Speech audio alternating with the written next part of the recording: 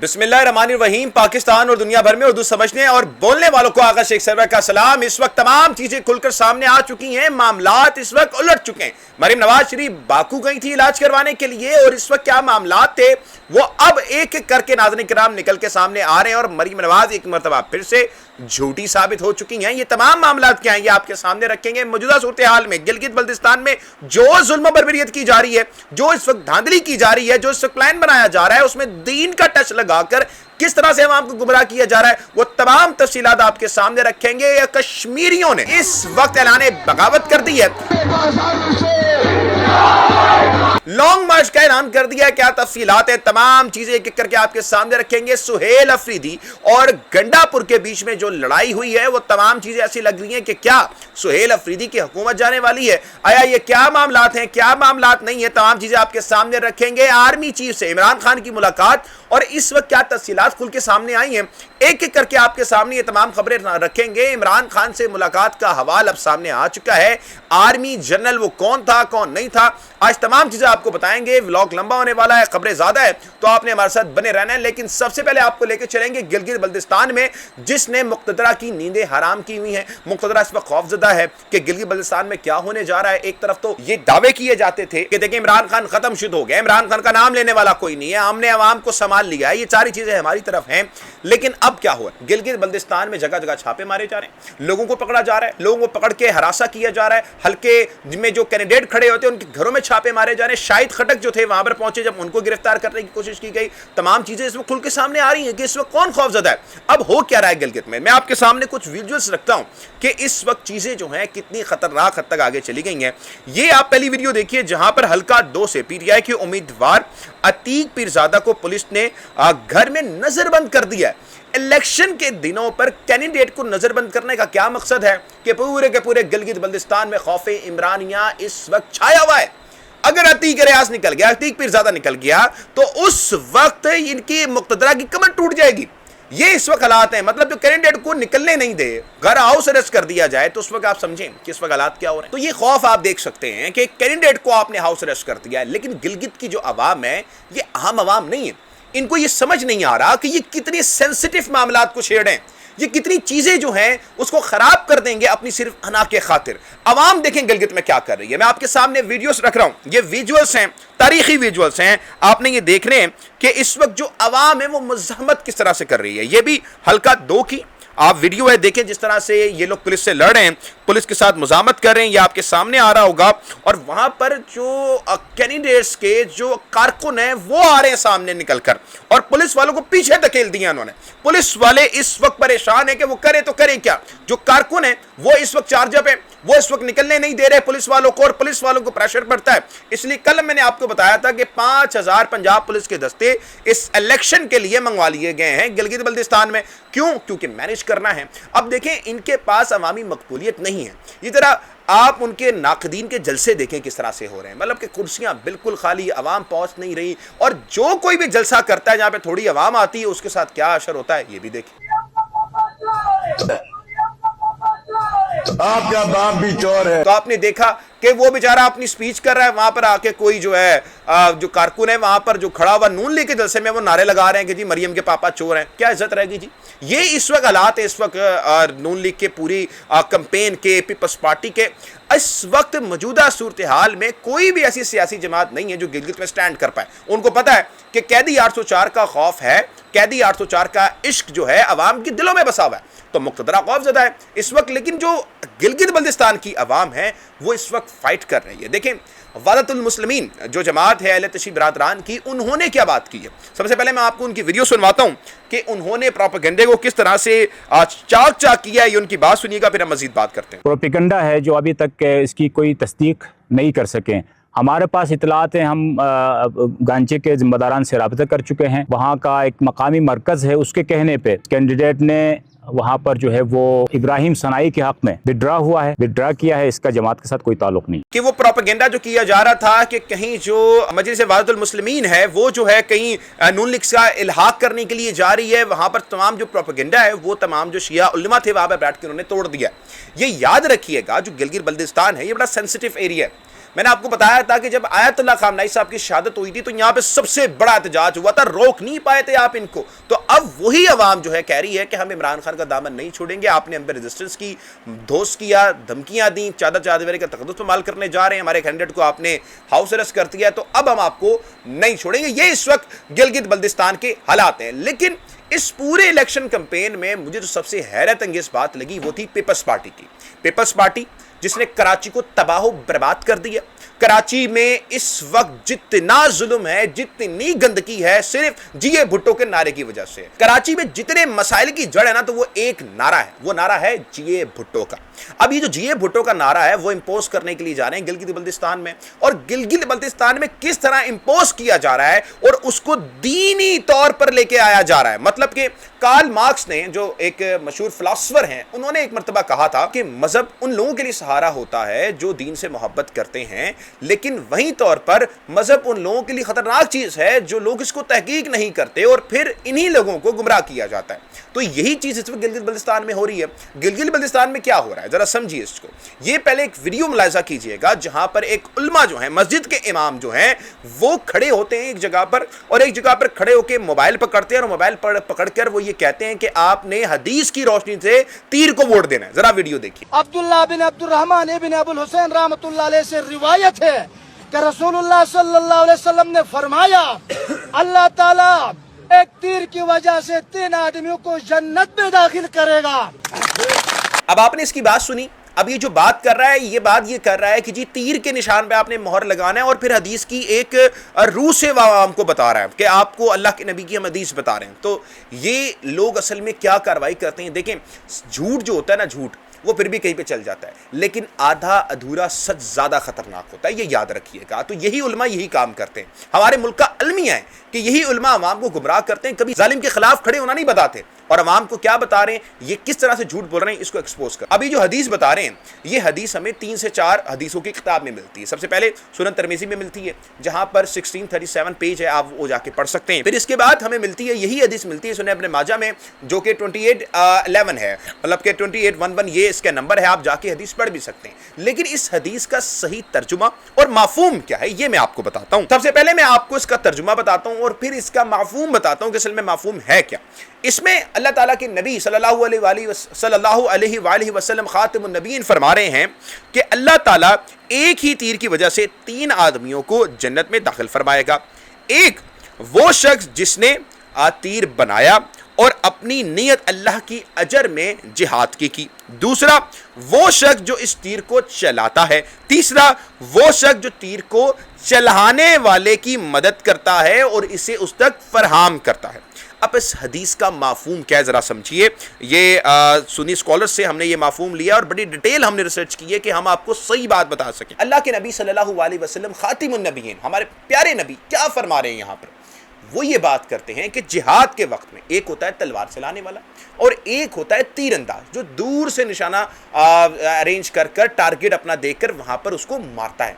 तो अल्लाह के नबी कहते हैं कि मुझे सबसे ज्यादा पसंद वो है जो अल्लाह के लिए जिहाद करे मैदान अमल में और तीरंदाज हो, वो मुझे पसंद है। यहां पर हरगिज अल्लाह के नबी का ये मतलब नहीं है कि जो तीर है उसके ऊपर जाके आप मोहरे लगाएं, वो तीर जो है अल्लाह के नबी को पसंद है, बिल्कुल नहीं। तो मोहतरम, जब भी ये आदमी मिले आपको, आप इसको बताएं, ये चीज़ें बताया करें, और इस चीज़ को बार बार जो आपको बताता हूं ना कि दीन के बारे में रिसर्च किया करें और ऐसे लोगों से बचने की रिसर्च किया करें जो हम लोगों को गुमराह करते हैं आकर। तो अब पीपल्स पार्टी जो है मोहतरम नाज़रीन किराम, वो इस तरह के हथकंडे अपना रही है जाके गिलगित बल्तिस्तान में। तो ये गिलगित बल्तिस्तान में ये हथकंडे अपनाने की जरूरत क्यों पड़ रही है? क्योंकि अवाम जो है उसको पता है कि इन्होंने हालात बुरे कर दिए इस वक्त सिंध के अंदर। ये अगर आप मयार इस वक्त ये इनका कि इतने ऊंचे हथकंडों पर ये लोग आ चुके हैं, तो जरा इनकी कामयाबी मैं आपको दिखाता हूं कि सिंध के अंदर कितनी कामयाबी अस्पतालों में इन्होंने की है। जरा आप वीडियो देखिए।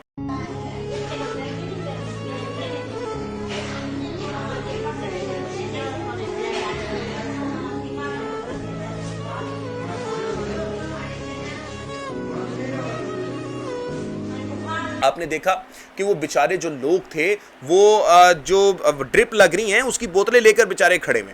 तो आप ये देखिए कि कितना जुल्म है सिंध में। सिंध में कोई चला जाए ना, वहाँ पे सही रोड्स नहीं बनी हुई, इंफ्रास्ट्रक्चर तबाह बर्बाद है, उनके लोगों को प्रॉपर्ली स्कूल्स नहीं मिले हुए, जो मेडिकल स्ट्रक्चर है वो वहाँ पर तबाह है। और ये यहाँ पर आके बात कर रहे हैं कि जी अब आए गिलगित को भी हम इसी तरह से बेड़ा गर्क करते हैं। फ़र्क आपने ये जानना है कि जब भी आप वोट देने जाएं तो मयार आपने एक ही रखना है। जब भी आप वोट के पास खड़े हों, उस बूथ पे खड़े हों, तो एक मरतबा कलमा तैयबा पढ़िएगा और अपने आप से, अपने अंदर की जो आवाज़ है उससे सवाल कीजिएगा कि मैंने किसको वोट देना है। अपने अंदर की आवाज़ से ये पूछिएगा कि आपने जिस शख्स को वोट देना है गोया वो ईमानदार है, और बरोज़े महशर ये वोट आपकी गवाही होगा। तो बरोज़े महशर मैं अल्लाह के हजूर कह सकता हूँ कि ये आदमी ईमानदार है, ये आदमी नेक है, अपने ज़ाती मफाद के लिए, अपने हल्के में रोड गटर बनवाने के लिए नहीं, बल्कि महशर के दिन अल्लाह ताला को ये बताने के लिए कि या अल्लाह मैंने जिसको वोट दिया, जिसकी गवाही दी वो बिल्कुल सही था। तो आपकी ये वोट गवाही है, याद रखिएगा। ये सिर्फ वोट नहीं है, एक वोट ही था जो इमाम हुसैन ने यजीद को नहीं डाला। अगर डाल देते तो पूरा ख़ानदान बच जाता, लेकिन उन्होंने यजीद की बैत नहीं की, वोट नहीं डाला यजीद को।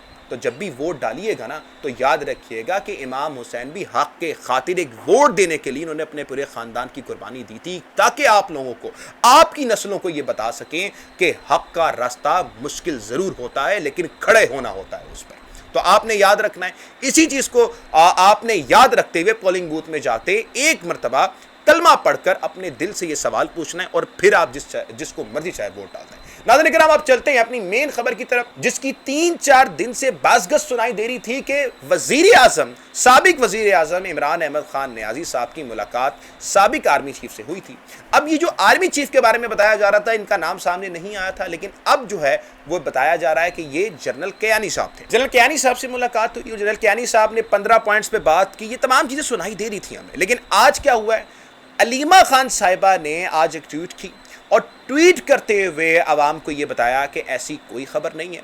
यह सिर्फ खबर इसलिए दी जा रही है ताकि डिस्ट्रैक्शन किया जा सके, आवाम की तवज्जो को डिस्ट्रैक्ट किया जा सके, ताकि हम आवाम को यह ना पता लगने दें कि इमरान खान को इस वक्त आइसोलेशन में रखा गया और उनके साथ जुल्म हो रहा है। तो अलीमा खान के मुताबिक ये बात थी, उन्होंने बैरिस्टर गौहर से ये बात की। लेकिन अब इसमें अहम फैक्टर क्या है, अचानक से जो है बैरिस्टर गौहर साहब जो हैं वो इस मुलाकात के बाद, ये जो मामलात होते हैं उसके बाद वो गिलगित पहुंच जाते हैं, और गिलगित में उनको रोका नहीं जाता। गिलगित में कहीं पर भी उनके ऊपर रुकावटें नहीं लगाई जाती, पुलिस पीछे पीछे नहीं आती। लेकिन जुनैद अकबर जाते हैं तो उनको भी रोका जाता है, असद कैसर जाते हैं तो उनको भी रोका जाता है। तो अब मेरे दिल में सवाल उठा कि आया सिर्फ बैरिस्टर गौहर को ये फैसिलिटीज़ क्यों प्रोवाइड की जाती हैं? तो इसका सीधा जवाब है फेवरेटिज्म। मुलाकात अगर नहीं हुई है तो फिर उसके बाद ये डिटेल सामने क्यों लाई जाती हैं, अचानक से ये पूरा माहौल क्यों बनाया जा रहा था? और फिर एक और सवाल हमारे सामने उठता है, और वो बड़ा मेन सवाल है कि अगर ये मुलाकात हुई थी तो पाकिस्तान तहरीक इंसाफ पे जुल्म भी इसी तरह से जारी है, पाकिस्तान तहरीक इंसाफ को मारा भी इस तरह से जा रहा है, और उनको कोई रिलीफ भी नहीं दिया जा रहा। यानी इस पर दो नतीजे निकलते हैं, एक तो मुलाकात सिरे से हुई नहीं, दूसरी अगर मुलाकात हुई है तो इमरान खान ने एक मरतबा फिर से जनरल कियानी को एब्सोल्युटली नॉट कह दिया और कहा कि मैं कोई डील नहीं करूंगा। दोनों ही नतीजों में इमरान खान सिर्फ अगर मदद की अपील मांग रहा है तो वो अल्लाह रब्बुल इज़्ज़त की ज़ात से, और फिर उसके बाद अपनी आवाम से, जिसके लिए उसने कैंसर के हॉस्पिटल्स बनाए, जिसके लिए उसने नमल की यूनिवर्सिटी बनाई, जिसके लिए उसने सेहत कार्ड बनाया, जिसके लिए उसने कोरोना में बेहतरीन इकॉनमी छोड़ के गया, जिसके लिए उसने एहसास प्रोग्राम बनाए, लंगर खाने बनाए, पनाहगाहें बनाई, पाकिस्तान को एक बड़ी इकॉनमी खड़ी करके दिया, पाकिस्तान की गैरत और हुर्मियत का सौदा नहीं किया, नबी अकरम सल्लल्लाहु अलैहि वसल्लम खातिमुन नबीयीन की शान में बिल पास करवाया, वो उसी आवाम से ये मांग रहा है कि मेरे लिए बात करो। वो सिर्फ उस आवाम की तरफ देख रहा है, वो किसी ताकत की तरफ नहीं देख रहा, वो सिर्फ एक चीज़ चाहता है कि मेरी आवाम आज खुद खड़ी हो जाए। लेकिन उसके अपने ही साथी इस वक्त क्या कर रहे हैं?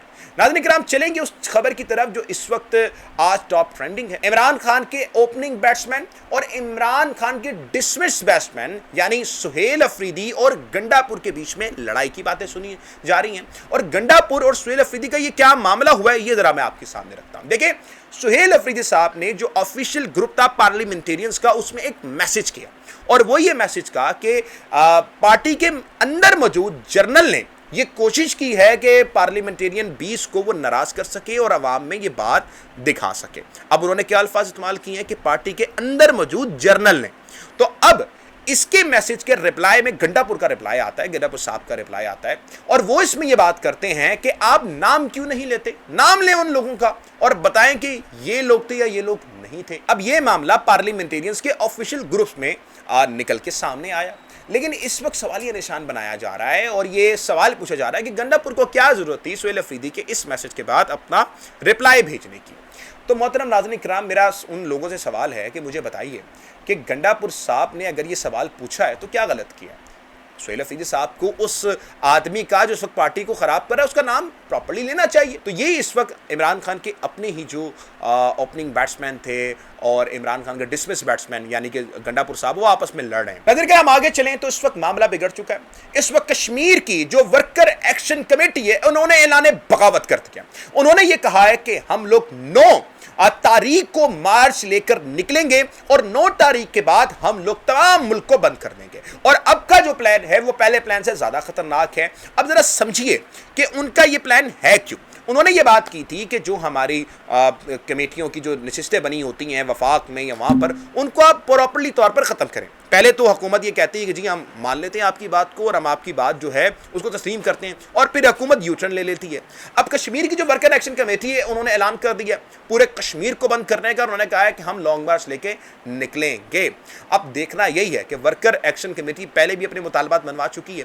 वर्कर एक्शन कमेटी ने पूरा कश्मीर बंद रखा था और उस पर उनका आज का जो यूनिट है वो 5 रुपये का।